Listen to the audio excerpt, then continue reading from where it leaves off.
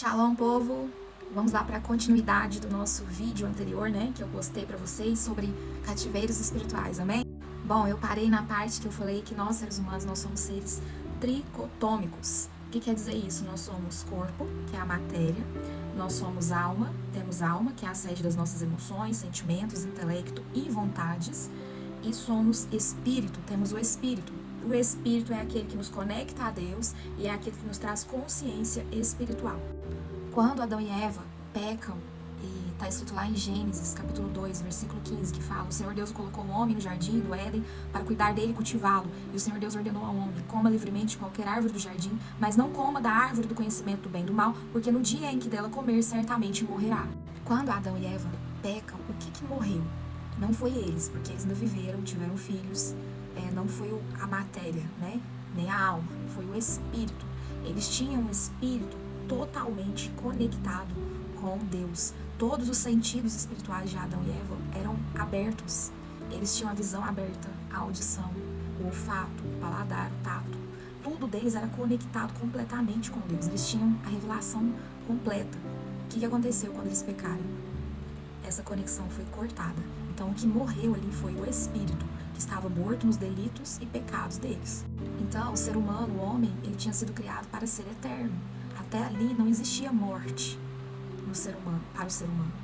Mas, quando eles pecam, vêm as consequências do pecado, entrou a morte, o homem passou a morrer, entrou morte espiritual, entrou doenças, tudo isso não existia, mas tudo com a consequência do pecado.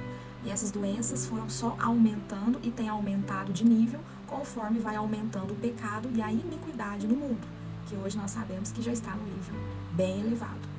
A partir dali, então, todo ser humano começou a nascer com essa sementinha do pecado. Todo ser humano começou a nascer com esse espírito desconectado de Deus. Como que a gente hoje é conectado de novo com Deus? Através de Jesus Cristo. Através do sacrifício de Jesus por nós na cruz. Então, quando você recebe o Senhor Jesus como seu único, suficiente Salvador, o seu espírito, ele é vivificado. Ou seja, a salvação, ela acontece no espírito. Quando você recebe Jesus como seu suficiente Salvador da sua vida, o seu espírito, ele se conecta novamente com o Pai. Mas e a alma? A alma, ela precisa ser conquistada todos os dias. Porque na nossa alma há gigantes, há traumas, há legalidades que precisam ser consertadas e conquistadas todos os dias. É aí que entra a libertação. E a matéria? A matéria, quando morrer, ela vai voltar para o pó. Do pó vieste, do pó voltará. Mas a alma, ela precisa ser conquistada todos os dias. Com o espírito vivificado, você consegue viver uma nova vida, né? Dominando os seus desejos carnais, você começa a se relacionar com o Espírito Santo, né? Por isso que Paulo fala que tudo se fez novo. Quando ele fala que tudo se fez novo, é porque você passa a conhecer mais a Deus e você passa a abandonar aquela velha criatura. Se você mentia, você não vai mentir mais. Se você roubava, você não vai roubar mais. Mas aonde que entra então, Paulinha, os cativeiros espirituais nessa história toda? É aqui que muitos cristãos se perdem, achando que não existe maldição hereditária, que não existe herança geracional e que nem existe esse negócio de cativeiro espiritual. Porque eles acham que, muitos acreditam, né, que aceitei Jesus já está tudo resolvido. Eu já sou outra pessoa automaticamente, mas não é assim. Porque a salvação, ela é de graça, ela é instantânea quando você recebe o Senhor Jesus Cristo como seu Salvador. Mas a alma é uma terra cheia de gigantes que precisa ser derrubados. Essa terra precisa ser conquistada todos os dias. Por isso que o apóstolo Paulo disse lá em Filipenses capítulo 2, do 12 ao 13, desenvolvei a vossa salvação com temor e tremor.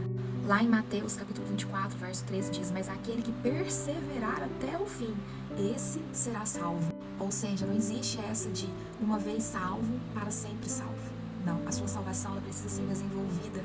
Você precisa perseverar até o fim.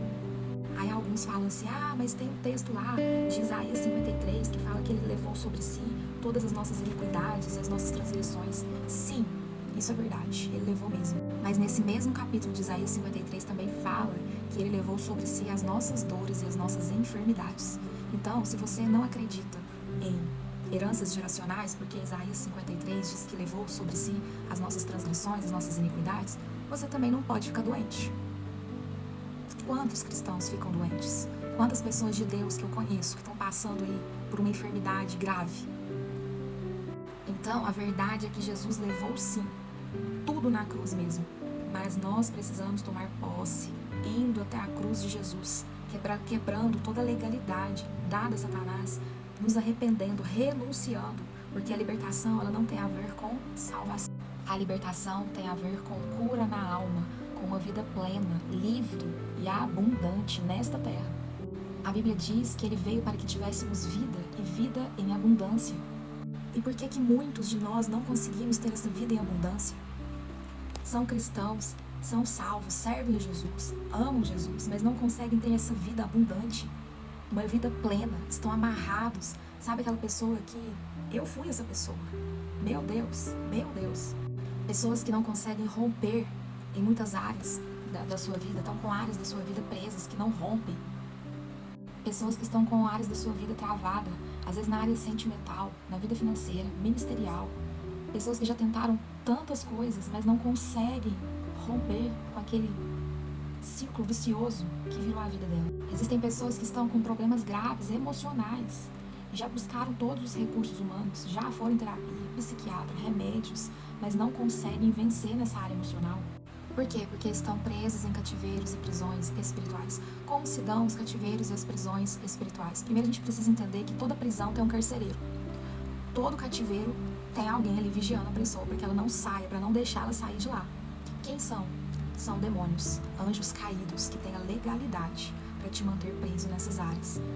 Como que se dá esses cativeiros e prisões espirituais?